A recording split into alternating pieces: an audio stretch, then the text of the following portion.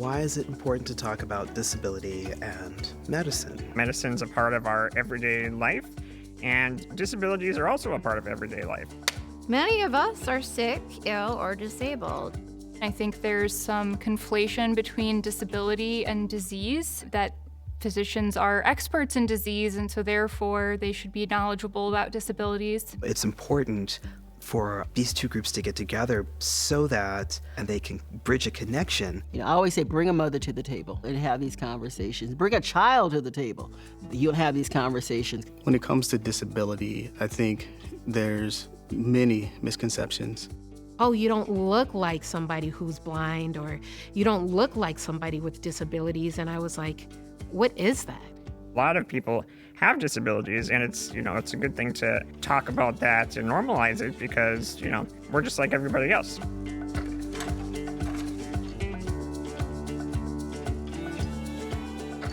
This program was funded by the Minnesota Arts and Cultural Heritage Fund and the citizens of Minnesota.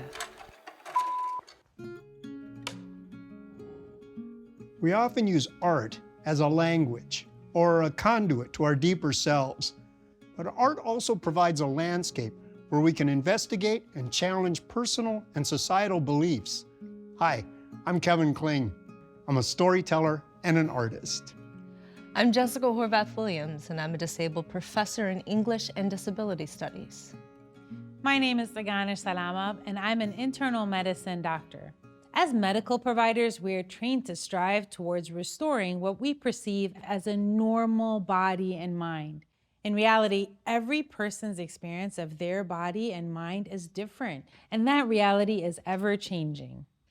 We know that in striving for normal, we, by default, lead to differences in power, inclusion, and exclusion, because it is not just defining what is normal, but who is normal. People with disabilities may have challenges that change how they move or interact with the world, but that is no different than any other individual. Disabled people form the largest minority population in the U.S. While many people are born with disabilities, anyone, through disease, accident, or injury, can become disabled at any time. And if we're fortunate to live long enough, we will all have changes to our hearing, vision, mobility, or minds that can be understood as disabilities. Yet as a society, we persist in understanding disability as a problem rather than as a typical part of the human experience. When we define a disability as the problem located in the individual that needs to be fixed by the individual and by medicine, we fail to examine how the way we understand disability is a social problem, and how we have constructed a world that uses differences in ability to keep a whole community separate. So how do we address this chasm?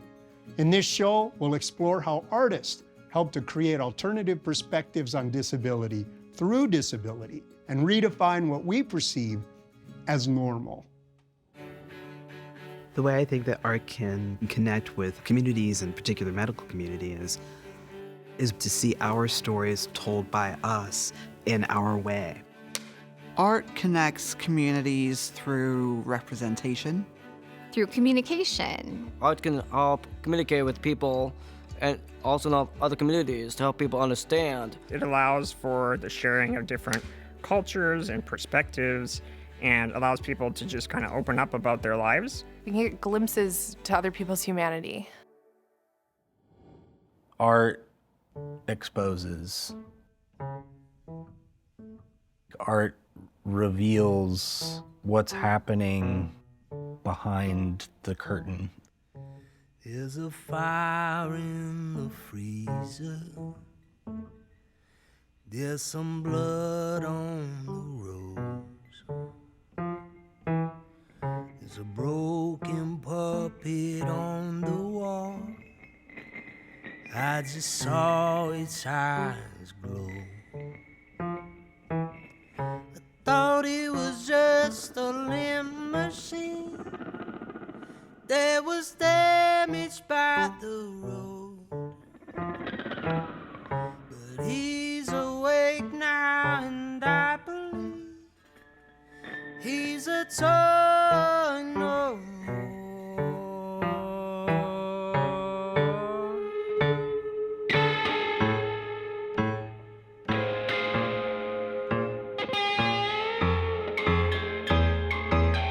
Broken puppet with your strings that fall, will you show me how you move on your own? Cut loose like a ladybug that's climbing out of its rabbit hole. Free falling like a corporate rogue, will you tell me how you bleed on your own? When I was about 3 years old, I started playing piano. I actually recorded some music when I was 14, and I was selling it to raise money for my trip to Costa Rica where I had my injury. I have a C5 spinal cord injury, so I don't have a lot of hand function. 3 years into my injury, found out I could still make music.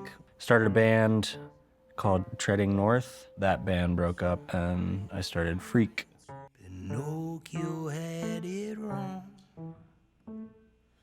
There's no such thing as real boys.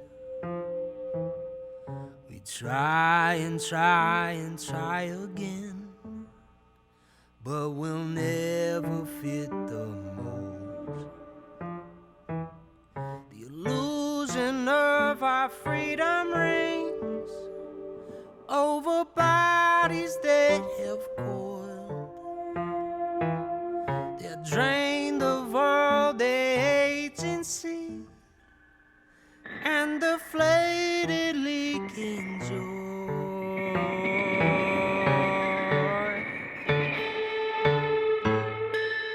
I remember one night I was working on music on my computer, which is usually the way I write, and I was like, maybe I'll go downstairs and play the piano. It was this sort of cathartic, deep connection that I'd been missing for a long time with the piano. And so I was able to kind of reignite that relationship through writing, one note at a time. And it kind of gave me this new avenue, this new path to create. And I think since those songs are so sparse musically, I was really able to start experimenting with more poetry and more lyrics. Broken puppet with your strings that fall, will you show me how you move on your own? Cut loose like a ladybug that's climbing out of its rabbit hole. Free falling like a corporate rogue, will you tell me how you bleed on your own? Feel on your own.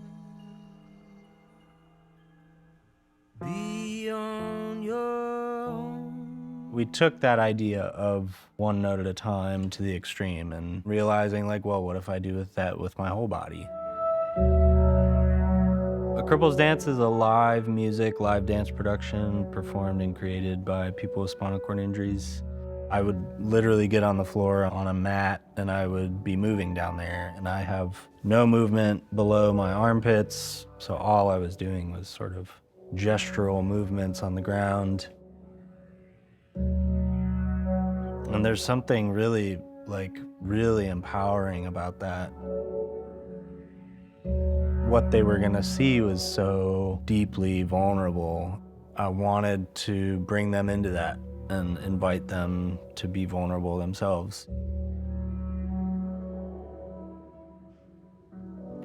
It's not about letting your limitation limit you, sort of. It's more about using the limitation to burst everything wide open and make magic through your limitations. All right, let's spread across the room, and we're gonna do some solo anchoring exploration. Cool. I started at Young Dance in fall of 2021 as I started thinking about what we're doing in class and sort of taking a little bit more of a creative role. Things of really started to shift for me creatively. I think it comes in line with my excitement for more improv-based performance. That was awesome. That was awesome. A thing I'm starting to discover about dance, and I think it's been a process of discovery over the last few years. The way that I dance, the way that I move doesn't need to look a certain way. That's not just enough, but exciting. I think similarly that I can make music that sounds good or interesting to my own ears. You know, my body is so different from the standard, and I want to explore that and tell that story, because I think there are so many people out there who are struggling with similar things. And it is this sort of like the floodgates are bursting wide open kind of feeling, and I have no idea what is coming next, but I know something's coming.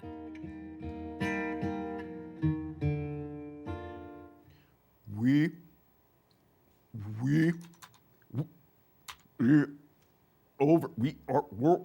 overcome, we are in whole wide, we are deep in whole, we are deep overcome. There was all this debate about page versus stage. And I was always thinking to myself, well, why does it have to be one or the other? What happens if we turn the page into a stage? Someday, we are over, we are. Is what the wanted, unwanted don't want. We are over someday. Oh, deep, we are over. We are over someday. Ain't what someday. Any designed piece of text that you read, whether it looks conventional or not, is self-consciously sort of scoring something. It's telling you how to read it. All of someday. Walloped up into dream, upended, and marched into hound's tooth of knit elbows or garden of a million clenched buds. The doubled vox redouble into sync, redoubt, and sinks into that old silencing right. Stumped, we are what? I am and am. I wanted to have the same sort of effect that I feel when I'm listening to a rap song that samples a vocal line underneath the rap that's being said, or like people talking over each other at a barbershop. Black Lives Matter. So I wanted simultaneity. And so that led me to doing this work that I've been calling performative typography. Bow wow, shh, I can't, shh. Hashtag Black Lives Stutter, shh. What we want is to not be your what's unwanted, your what's or your un. We want what's what to be unyours. We want you to want what you want to want, shh. I can't, shh. Bow wow, says the dog. Shh. Day and night, policemen work. Shh. Fireman points the water. Shh. Bow wow, says the bow wow, says the bow wow. Why won't you?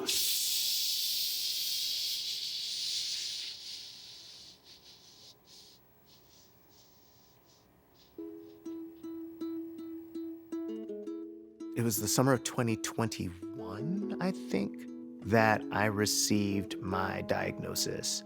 I got my papers for ADHD. At that point, I began to think about how so often in my work, I was trying to break a sort of linearity. I was trying to work in a way that I would describe as almost kind of fractal, where if you tell somebody you can read this poem any way you want to, but you're still basically saying start at the left, top corner, and end at the bottom right corner, you're actually still having a normative reading, right? You've just sort of jazzed it up. And I wanted to create something that felt really like what I was believing and wanting readers to be able to experience in my work, that the stuff on the page looked and sounded closer to like how I think about it.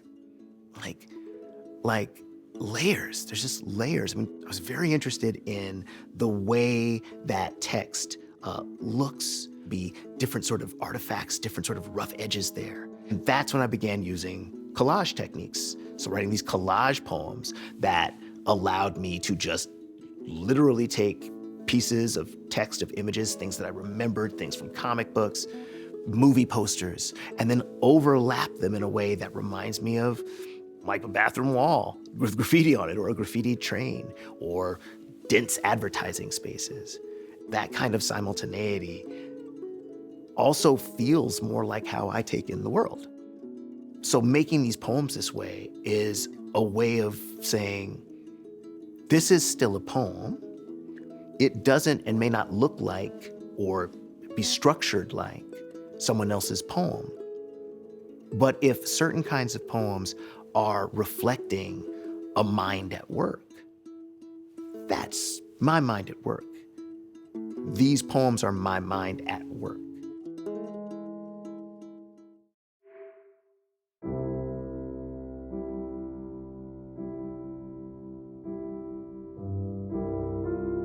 I'm looking out of the second floor window of the Minneapolis Institute of Art, and I can see my childhood church across the park.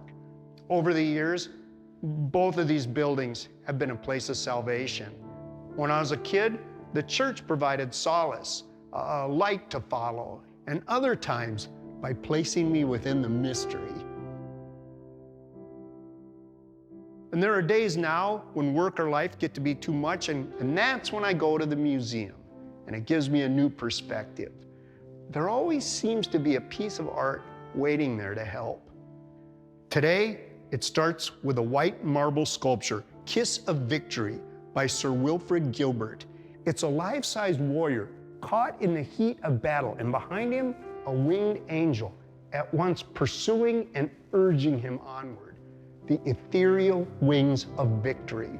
So I take my first lap around the work. Now, my college professor, Paul Granlund, told me, a good sculpture is something you want to walk around.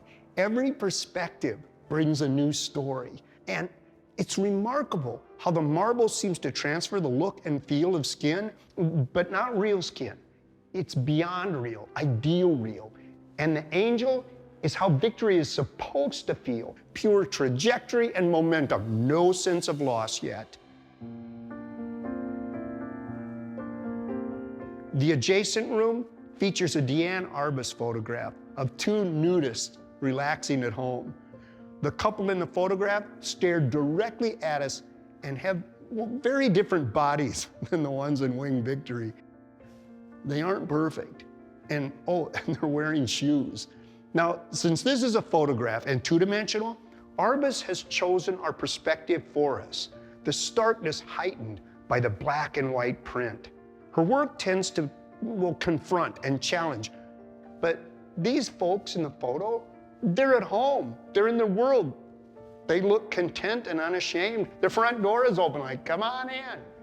With Arbus' work, if there is discomfort, it seems to come not from the subjects, but from what we bring to the work. Now, as I look at the photograph, somebody steps in front of me. This is my favorite part of being in a museum. Other people. I mean, real flesh and blood. They unknowingly become exhibits. The woman stands between me and the photograph, and although she's in more ways closer in appearance to the Arbus than the Winged Victory, I'm reminded of how beautiful humans actually are. There's something that we really can't capture. So behind me is the perfection of Winged Victory. Before me stands the woman, and beyond her, the Arbus nudes stare out of their normal day at home. And through the window, across the street, that's God's house.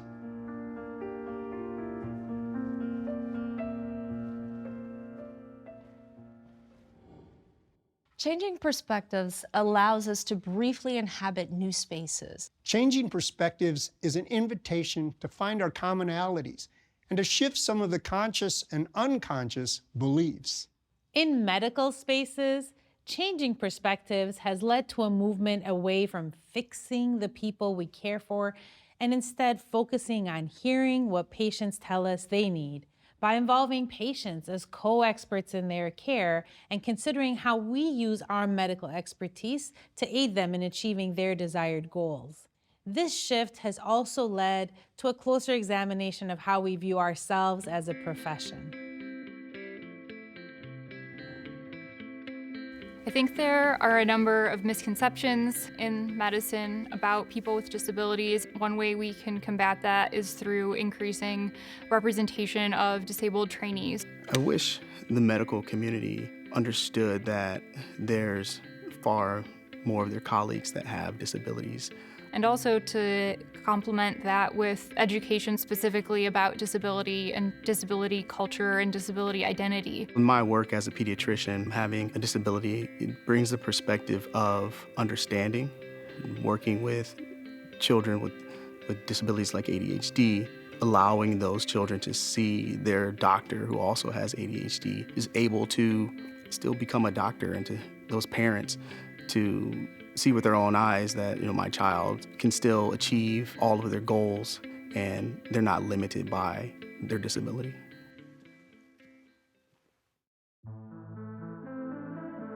I had pretty much spent a lot of time studying and hadn't really spent a lot of time exploring other interests of mine. Prior to starting med school, one of my mentors told me they thought I needed a different outlet besides just medicine.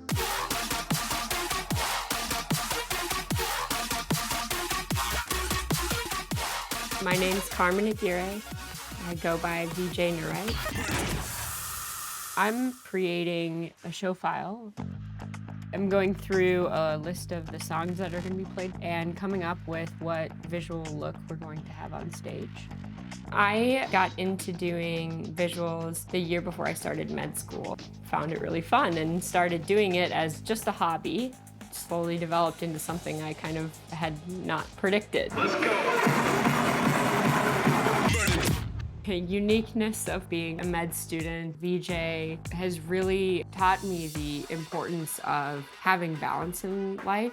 Understanding that balance is so important for helping your patients find that balance. When I first started med school was the first time I experienced a lot of anxiety and things like that. I had never really experienced that before, like severe anxiety. And VJing gave me an outlet to treat that anxiety. And so I think one does not exist without the other for me.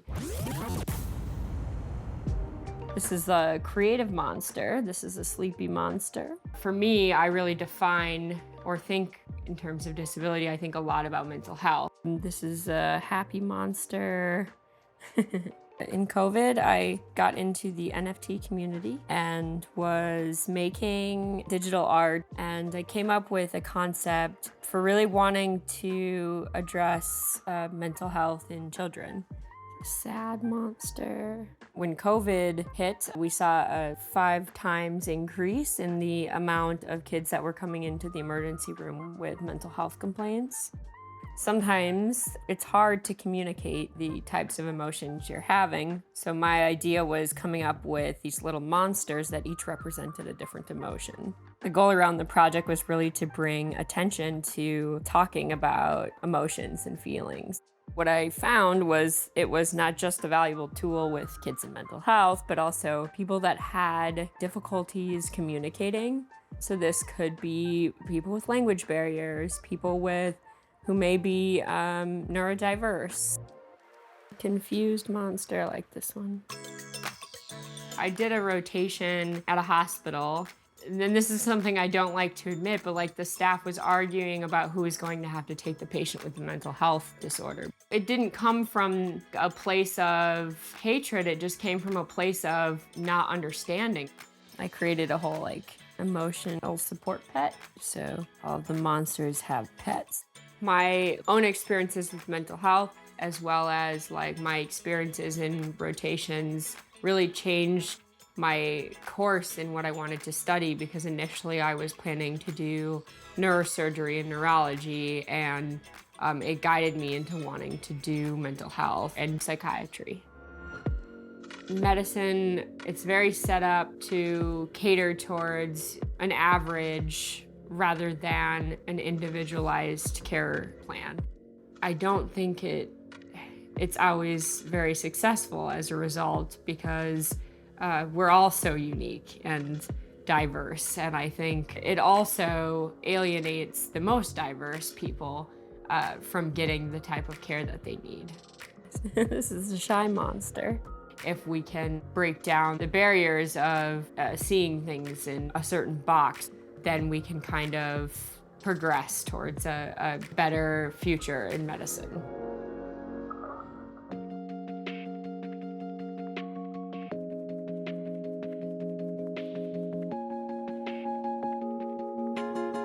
I'm Michael Kim. I am the Assistant Dean for Student Affairs at the medical school, and I am a physician. I practice internal medicine pediatrics. So I have a history of depression. The demands of medical school really made my depression flare up. Happy to say that I was able to go to the mental health clinic here at the University of Minnesota and get counseling and medical treatment, which really helped me be successful.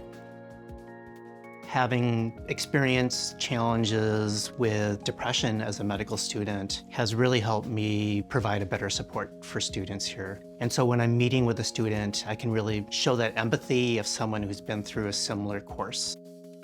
What's important to think about in disability is that psychological disabilities like depression and anxiety are really disabilities, that they should be accommodated and considered similarly to other disabilities. Approximately 10% of our students have accommodations during medical school. That is the highest number of students of any medical school in the country that I am aware of. There are many reasons why we really want to encourage, promote, support, and get people with disabilities as physicians. Primarily because we know from studies that physicians with disabilities provide better care for patients with disabilities. But not only that, there's evidence to suggest that if you're a physician and you have a colleague you work with who has a disability, you also provide better care to patients with disability. And then finally, we learn so much more when we have a diverse workforce. I think about all the patients who come into a clinic and potentially see a physician who has a mobility disability or has a sensory disability. These are amazing things for our patients to be able to see and to have that trust in our profession that is so important in providing the best possible care. Everyone's experiences in life are unique and shaped by everything from race, gender, and citizenship to family roles, religious beliefs, and where in the nation or world you live. Even within our communities, we may have experiences and knowledge that differ from others. This is also true of disabled people. The Americans with Disability Act and the World Health Organization acknowledges many, many different disability experiences: mental, physical, emotional, congenital, or acquired. Disability as we know it is a mixture of these identities and shape our daily lives in distinct ways.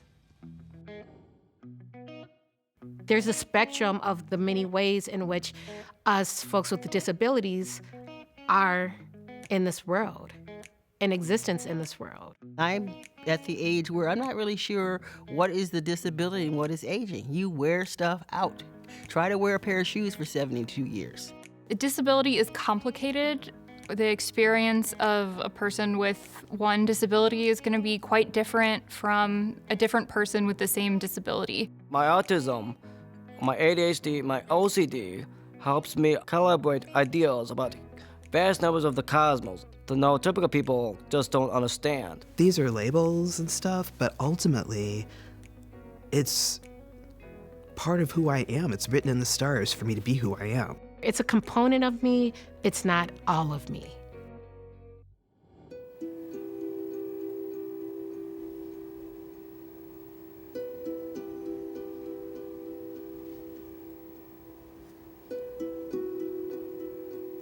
Heaven is all goodbyes, but I hope it's soft. Softness of skin, softness of thought. Call me soft and I'll send you a heart. Won't do fisticuffs, just brisket cuts. When people call me soft, I found I'd be ashamed. Now I call myself soft to rebuke that disdain. Autistic, sensitive to everything. Autistic, we don't speak the same. Autistic in every poem I sing. Autistic in every song I cry, using tears to wipe ink smudge from my pants cuffs. Drowning in words, living for life. Heard it once told that life is wasted on the living, and death isn't something we should dwell on. All I know for certain is life exists on the fence between hope and hopelessness. It's like a seesaw, being autistic, swinging from joy to a meltdown. Sensory overwhelm, need something soft to calm me down. The good Lord blessed me with soft skin, so I caressed myself for comforting. My masseuse, 20 years in the game, once said I had the softest skin she'd ever felt, like velvet, like felt. I took the compliment, but deep down, I knew autism was to thank, autism and Allah. One of the primary features of EDS, Ehlers-Danlos syndrome, is velvet soft skin. EDS is associated with ASD. I hate how white people attach syndrome or disorder to everything they don't understand, and I hate how negative connotations are attached to those attachments, which perhaps explains the negative connotations I attach to my same self-said Saeed name. What's the shorter word for connotation? How about, bro, pass me the cream cheese on a light. Pass me the hookah and a Sprite. Pass me fatty food and bring to stomach great delight. Better yet, pass me a prescription for my ADHD so I don't have to self-medicate just to get through life. And if you can spare it, pass me that peace of mind. Right behind two lost lovers stuck between time and the metronome which hangs over us all, ticking, talking, clicking, clocking. Bombs over Baghdad, bombs over Bay Double, bombs over Kiev, bombs over Kurdish Peshmerga. Young, ever a learner. Never have I clutched a burner. That's a lie. But I was born in the land where AKs are cheaper than grains of sand. And sand is all we understand. The sun is all we have. The blackness of our skin protecting us from it. White people colonized Africa, but 400 years after the Dutch erected limp castles on our land, their descendants' skin still peels off in the sun. They can't even protect skin from sun, yet we're the inferior ones. Anyway, none of that matters anyway. I just pray I get to see heaven one day. Wish heaven on earth for all my people. Wish heaven was easier to get into. But as the prophet, peace be upon him, once said, the road to heaven is paved with hardship, the road to hell paved with ease. So if this life is any testament, heaven just may be in our future. At least we hope. And hope is all I have these days, when nights turn to day, turn to nights again. When the blood moon serenades my waking dreams. When Larry Levis's ghost writes living poems in Fresno, Modesto, San Diego. Takes the form of dirt devils, sand tornadoes. Uses wind to carve poems about nothing into still more nothing. Migrant farmers step over stillborn poems as they pluck fruit destined to be tossed from suburban fridges. I got cousins back home who've never seen strawberries or fridges. I don't know what that means, but I should probably cherish something, at least while I still can. Lord knows they could be on their way. Shoot, I think they knocking on my door right now. No knock rate. Ain't that how the last brother got tased? I mean shot. Shoot, I mistook their guns for tasers. Ain't that what they said about the brother they killed before him? He was shot. A 9mm Glock taser. This is Minnesota, bro. All we export is frigid ice and police lies. Murder too, though. We export a lot of murder here. Shoot. Am I next? Wonder what lie they'll export about my murder, about my death. I pray I'm not next. And every one of my brothers prays he's not next. In a country that values our bodies only in death, where we know every traffic stop could be our death, in a land of never quite making rent. This place is hell. But is that such a bad thing? Hell is hard, and hardship leads to heaven. And heaven is all we have to keep us going. Heaven is all goodbyes, but I hope it's soft. I hope heaven is softer than this life. And I hope I see you on the other side.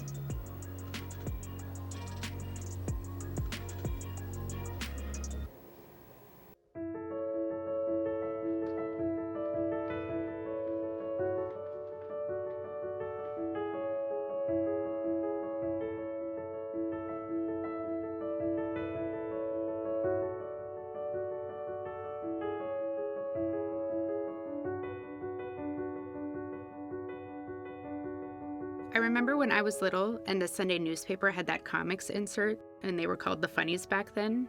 I always look forward to the newspaper arriving on Sunday. And when it would come, I would open up that big section of the newspaper, and even as a small child, I would lay on the floor and take it all in, fascinated with the colors and the storylines that the strip showed. Growing up, I would observe how people interacted around me. After becoming a parent, I saw those interactions play out in my own life, and some funny situations would occur. I wanted to take that humor and put it on paper as part of showing what my life is like as a deaf individual. When I think of art and how I use art, it's powerful and visual. The stimuli comes in and we experience it. Of all the information we get through our eyes visually, it comes across in vibrations in our body. So how I think about the world and how I view art is so much different. I think the key theme for me is communication. I struggled to communicate when I was growing up. It became then a reoccurring theme in my life and in my work because of my desire to want to connect with others. I want to communicate visually. I feel the direct impact that visuals have on my life. My work is intended to reflect this impact to others so that they can experience it for themselves as well. When I started out drawing comics, the dialogue bubbles, or word balloons, would be filled with English text, and this felt jarring. I don't walk around in my daily life speaking English. I speak American Sign Language. I tried drawing ASL inside the panels, but the frozen words took up too much space, and it wasn't enough. I wanted the same conversational ease that English has within those word balloons. After some time researching, I came across a potential method of written ASL that fit what I was looking for. I spent some time learning that method. It wasn't fully developed then, so I worked with the written ASL community to develop a stable version that would be on equal footing with the English in my comic. I feel so much better now being able to write in ASL. It doesn't matter what language you're thinking of, there's always different nuances. As an English user, you have your own traditions, thoughts, worldviews based off the language that you use. It's the same idea for a person that uses American Sign Language. It doesn't have the same structure as English whatsoever. Many people reach out to me and ask, how do you work with a deaf individual? If you're hearing, don't impose your expectations on us. If you're reaching out to a deaf artist, you need to be seeking for equal footing, seeing us eye to eye. Try to communicate with us, and we can grow a relationship from there. And these are gonna be strikers. And strikers is where you hold matches. Because I'm about ready for the barbecue season. First of all, I was born blind. I don't let my disability stop me from being a potter. And what drew me to it is the fact that I like tactile. Like you're always picking up, touching everything. That's me at the store. Everything that you see in life or that you experience and touch, it inspired me to figure out what I'm gonna make. Your mind keeps saying, well, let me see what it takes to build that. These are berry bowls, and believe it or not, this is a soup container that comes off of those packaged soups. And I take my berry bowl and I set it up this way. When I say that I do pottery, or they see me working and doing pottery, they're shocked. Traditionally, there's not that many women, and especially women of color, or people with disabilities. I don't know any blind female black women in pottery, tell you the truth. I've never met one yet. I like texture. Texture is my way of knowing what's around me. So your mind is always trying to figure out exactly how is it supposed to be. And that's part of the reason why I got into pottery, was because I wanted to always figure it out and not just live in the world of a woman with a disability. You can live in the world, but you need to exist in the world that you live in. And the only way that can happen is that you actually get out there and you touch things and you feel things, and you don't let people say what your world is supposed to be. And I just start putting that coat on there somewhere. A disability does not mean no ability. Disability is about ability, using the abilities that you have to create. And if you really want to do it, you'll figure out how to do it. I want, in the future, to make sure that I stay doing public art with communities of individuals with disabilities so that we can become visible in the art world. Folks with disabilities are constantly adapting to a world that was not created with us in mind. How can we become more active in the planning? If we're to have a seat at the table, how do we create the table we all can use, where we aren't simply invited, but part of its construct? The poet Rumi said, "Before right doing, before wrongdoing, there is a field, and I will meet you there." The arts can also help create a neutral zone, a unique perspective of language and experience, a place of mutual recognition. One thing that I have learned through the years that's been absolutely amazing in helping me communicate about having an autoimmune disease is spoon theory. What spoon theory says is that most regular people can just wake up and they'll have the energy to do the things they need to do to get through their day, and they don't have to think about it very much. But when you're dealing with chronic illness, you have a limited amount of energy. Most people say you have about 12 spoons, and each spoon represents a unit of energy. So a day with my spoons might look like this. I wake up in the morning and I spend 1 spoon. What, you might be saying? You spend a spoon just to wake up? I don't even think about it. Yes.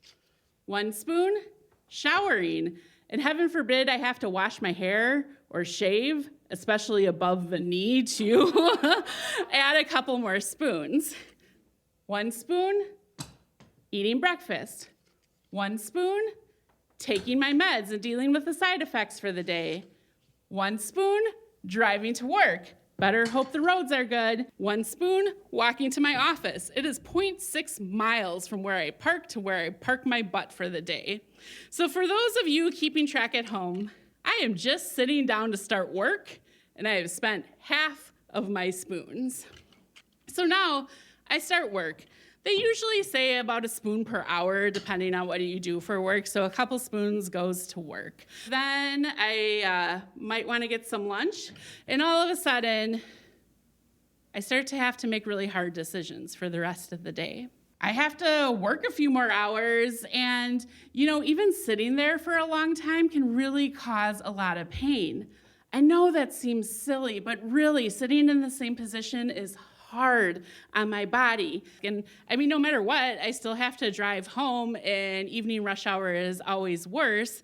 And then when I get home, I probably want to make a meal, and maybe it's like super healthy, so I'm doing a lot of chopping and stuff. And then, I want to do dishes, and I should probably do laundry and clean the house. And heaven forbid I want to spend some time with friends and have some fun. And the story is,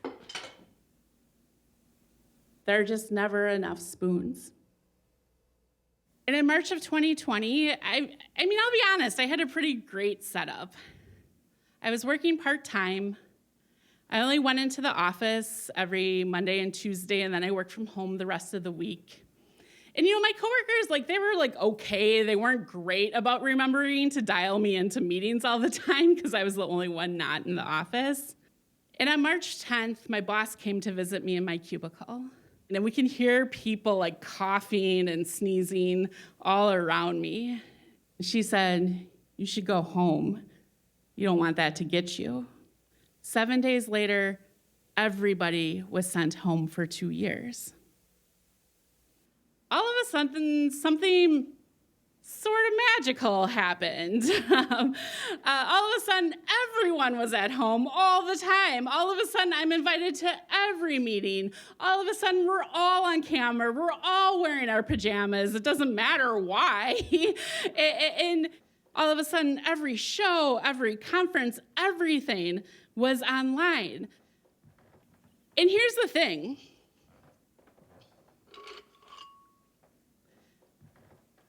This is what my new days look like. 1 spoon, waking up. I can tell it's gonna be a rough day, so I just stay right where I am, and I pop my computer open and start working.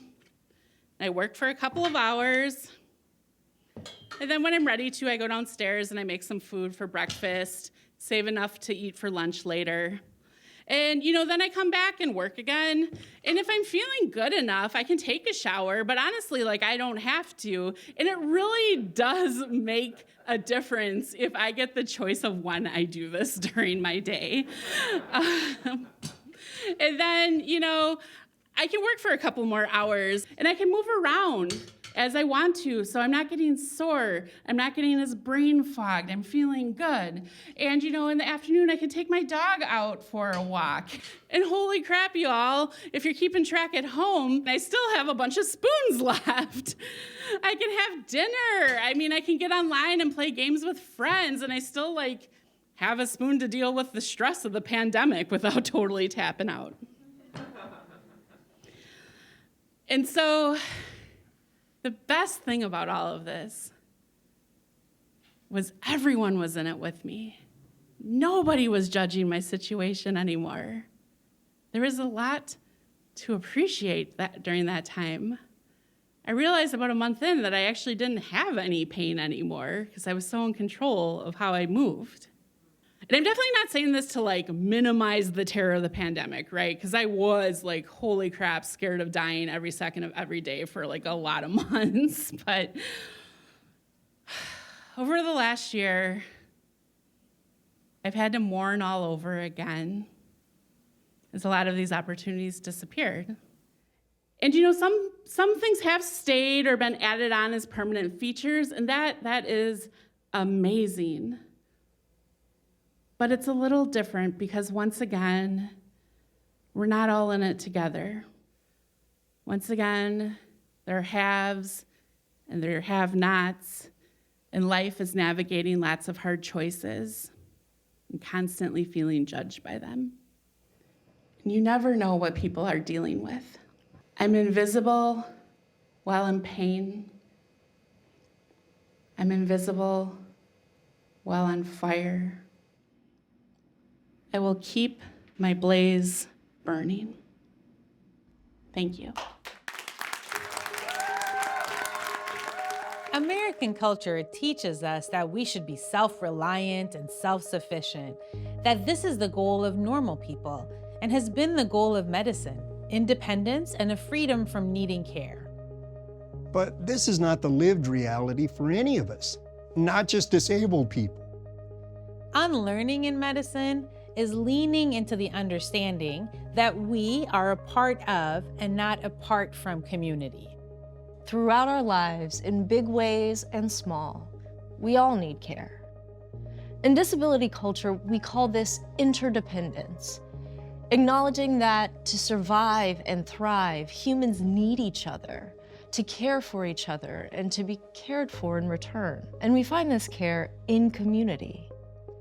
It is within community that we eat, laugh, plan, share our struggles and triumphs. We learn, we grieve, and we celebrate. We come face to face with our own humanity and the humanity of others. Resiliency is defined as maintaining one's shape. While needing to be resilient is a difficult topic for many marginalized people because we often gain resiliency through adverse, unjust experiences. Through community, we learn to maintain our shape after it's been compromised by changes to our bodies and minds, and most often by the society we live in. As science and history tells us, a species is defined by its similarities, but it survives by its differences to others and those within its group. That means we may not agree all the time, but a community is a space where I bring who I am to who you are, our herd, our flock, our pack, a place we all belong. For me, what's unique about disability culture and community? Disability culture is helping me understand coping with my autism and helping me understand what's like who I am. Is that we kick butt. You're with other people that have lived the experience. We all kind of understand each other in a way that is relatable. How much unparalleled support there is. The thing that's unique about disability culture and community is that we just get it. Art has the power to transform us by allowing us to experience a different viewpoint in the world from a non-judgmental space. And the music that we write is really just the human experience.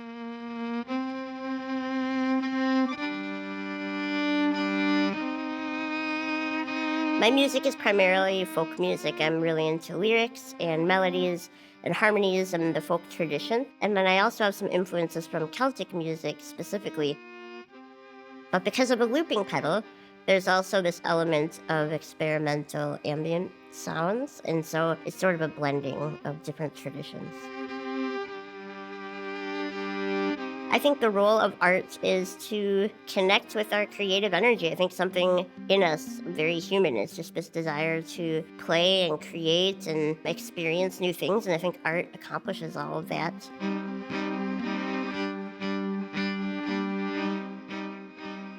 And also helps us to express emotions that we might not have words for. And it's a really human thing to want to express what's inside of us in a creative way. Can you see me way in the back here? I've been waiting in line. It's been a long time, can't get no service. Still I am hoping for a sign. That one day things will change and we can finally take our place. That history won't forget us or try to minimize our pain. And so why wait? I got started in music in 5th grade. There was an orchestra that came to our elementary school and played for us, and I loved the sound of all the strings together, and I knew that that's what I wanted to do. And so we figured out a way that I could hold the violin. I hold it in front of me like a small cello, and I've been playing ever since. Did you know that when I get angry, I breathe fire? I could burn this place down. You may not realize all of the small ways I am not welcome, but just take a look around.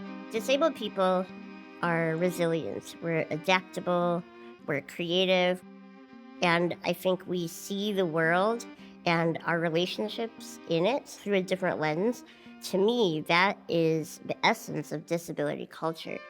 Pushing up through the dirt just like a seed, but you're never quite a flower.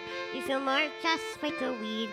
Driving through, you wouldn't know where you are going, but the windshield's always dirty, and you never get to see what makes you think that you'll ever get there. What makes you think you deserve to know? Who are you really?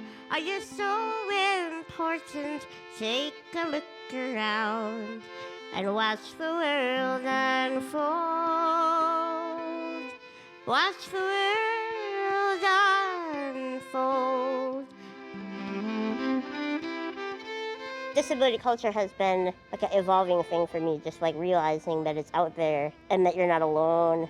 I feel like there's this aspect of like, we are creating the culture as we make art and as we connect with people. One thing that's been really important to me in the last few years is nurturing a sense of community among other disabled artists. Part of it is because we haven't been amplified in our society, so a lot of us felt very isolated because we were navigating the music industry in a way that is not very accessible right now. For a lot of my life, I lived in a world not designed for me.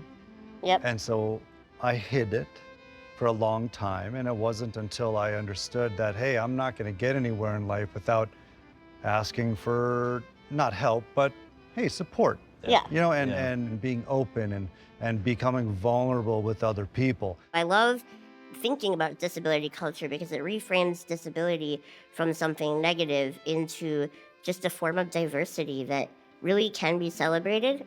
It lets other people into the world and into the culture because we're all just different bodies and we're all trying to figure out how to be in the same space together. Yep. Well, what I love about this is that we've built a bit of culture here. We are a culture of three. We are a community of three. Mm-hmm. Yeah, right.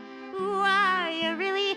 Are you so curtains, take a look around and watch the world unfold.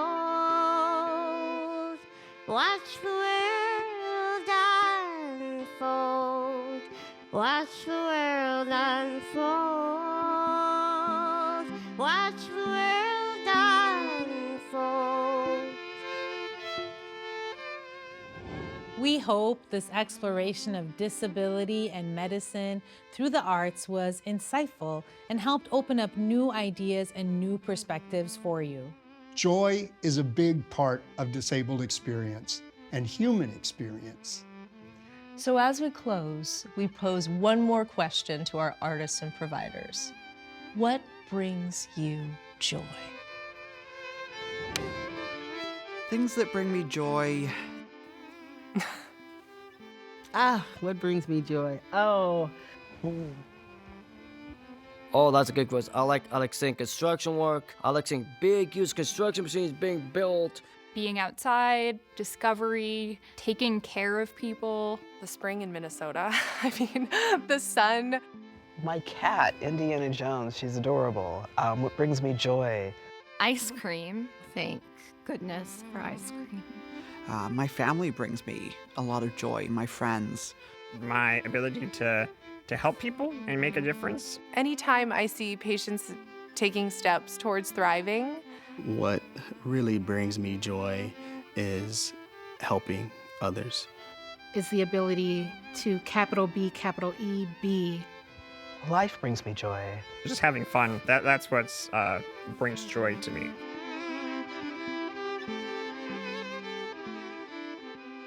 This program was produced in collaboration with the Center for the Art of Medicine at the University of Minnesota Medical School and funded by the Minnesota Arts and Cultural Heritage Fund and the Citizens of Minnesota.